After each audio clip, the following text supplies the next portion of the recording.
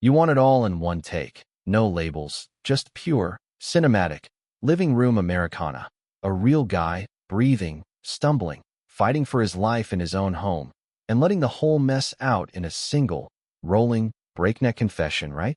Here's your natural, story-driven, American-style script, with a true hook, emotional highs and lows, character twists, and that breathless, satisfying, yet open-ended ending that makes folks want to argue in the comments.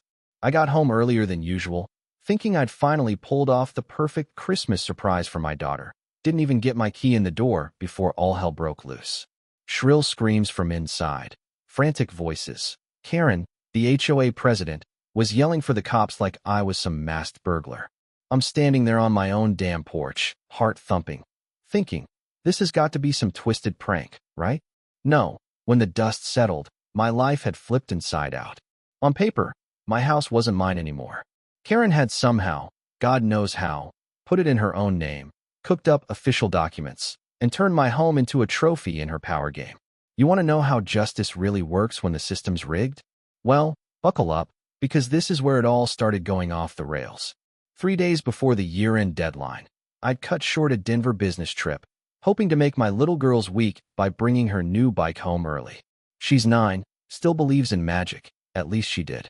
That Tuesday, I pulled up to 1247 Meadowbrook Drive, the street all lit up for Christmas, and before I even hit the steps, something felt wrong. The windows glowed bright, way too bright. Inside, I heard voices, laughter, the kind of over-the-top cheer you hear on TV shopping channels. I stood there, pressed my ear to the door, listening. This gorgeous kitchen island is perfect for entertaining during the holidays. That wasn't Emma's voice, and she should have still been at aftercare, so my hands started shaking as I tried the lock. Door swings open, and there she is, Karen Prescott, HOA president, decked out like some TikTok realtor in a red blazer, holding an iPad on a ring light, broadcasting my house to who knows how many strangers. The instant she spots me, her face drops. Oh my God, help me, call 911. She shrieks into her iPad, live streaming her performance, flipping the script so fast it made my head spin. Suddenly, I'm the crazy ex-owner trying to break in, while she's the innocent new homeowner. I'm still holding my own house key, watching her work the comments, playing her audience for sympathy. If anything happens to me, remember his name, David Cole. I almost laughed. Almost. But the neighborhood was watching, sirens started wailing, and here comes Officer Martinez, doing his best not to roll his eyes as Karen shoves her legal documents in his face. Official Travis County paperwork. Looked real, stamped, notarized, but I hadn't signed a damn thing and sure as hell hadn't sold my house to anybody. There's Emma's homework still on the table, my coffee mug by the sink, and all I can do is choke out. Karen, what the hell are you doing in my house? She just keeps acting, playing the part for her live stream, and my neighbors are peeking through curtains, soaking up the drama. Officer Martinez takes me aside, asks for ID, but my wallet's in my rental car at the airport. Karen, ever the gracious queen, says she won't press charges if I just leave her property quietly. I want to scream, but I'm stuck, forced to call my buddy James to crash on his couch, because hotels aren't cheap and Emma needs stability, not chaos. That night, while Emma sleeps in a stranger's house, I scroll through my phone, stewing over how the woman who sent passive-aggressive emails about hedges and trash bins could turn into a stone-cold thief. But something's off. She didn't just forge a signature. She knew things. My Google Drive pings. Activity at 3:47 a.m., the same night I was out of town. I dig through logs, failed login attempts from Austin, always while I was away. Emma, sweet kid, tells me on the phone about the nice lady taking pictures for insurance. That's when it clicks. Karen's been casing my house for months, posing as a helper, taking insurance photos, getting Emma to share the code to our lockbox. She didn't just want my home. She planned it, step by step, collecting everything she'd need to pull off a paper-perfect heist. It's personal, targeted. She studied our routines, forged documents, faked insurance records. Even Linda's death certificate, my late wife, got dragged into her scheme. And all the while, Karen smiling at HOA meetings, chatting at the mailbox, playing the long game. I call my bank, my IT team at Dell, start tracing the digital footprints. My work laptop's been pinged from local IPs, and even my employer's cybersecurity guys say it looks professional. Someone's been running a surveillance op, not just a hack. Let me back up a sec, because here's where it gets wild. Grace Park, a neighbor I barely knew, knocks on James' door.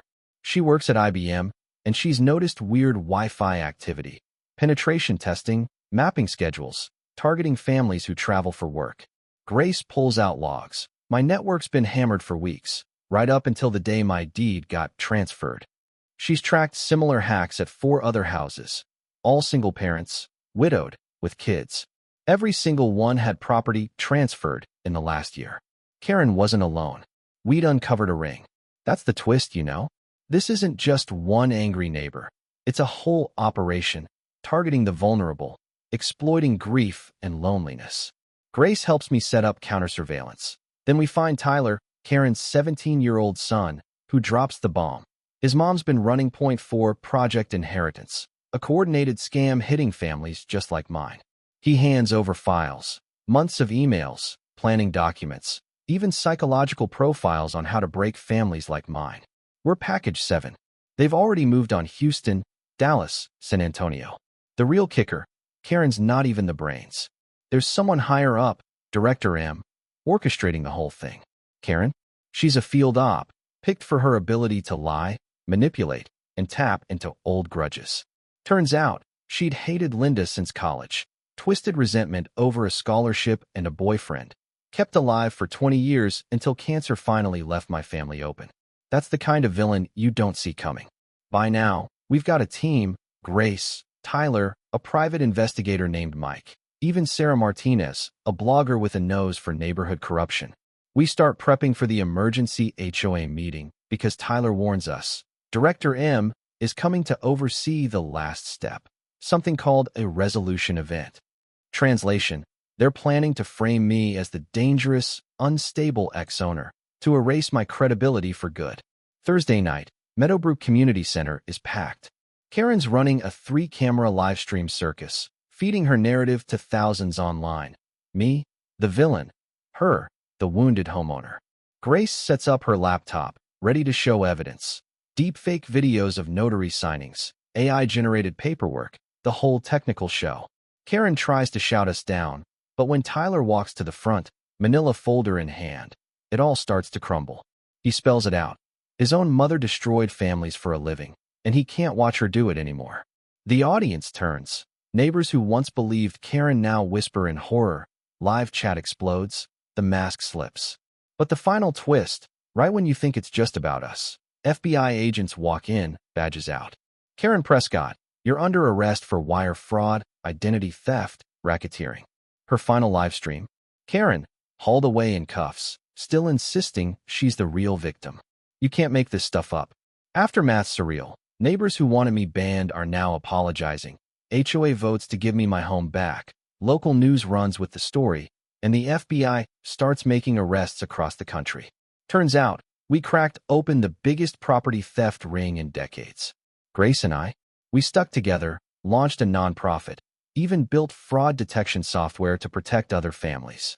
Tyler got emancipated, moved in with us, became a local hero. Now he's got college offers and plans to study cybersecurity. Emma bounced back, smarter about online safety than any kid I know. And me? I took a break from Dell, started helping law enforcement stop this kind of scam from ever happening again. But the real kicker, Director M never got caught. A few weeks after Karen went down, I got a message. Karen was just middle management. The real network starts now. Attached was proof of more stolen homes, new families targeted in Seattle. The game's still on, and I know there's more work to do. That's how these stories really end, not with a bow, but with a challenge. Christmas morning, my house feels like home again. Linda's angel's back on the tree, Emma and Tyler are laughing, Grace is making breakfast, and I know we beat the odds, for now. But I can't forget how close I came to losing everything, or how many folks never get a second chance.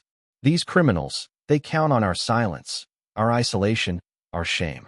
But when neighbors stand up, when tech geeks, bloggers, and even traumatized teenagers link arms, you can take down just about anyone. So, tell me, was I right to fight, to drag the whole mess into the open, or was I risking my family for a lost cause? What would you do if your neighbor turned out to be the villain, the cops didn't believe you, and your home became the battlefield?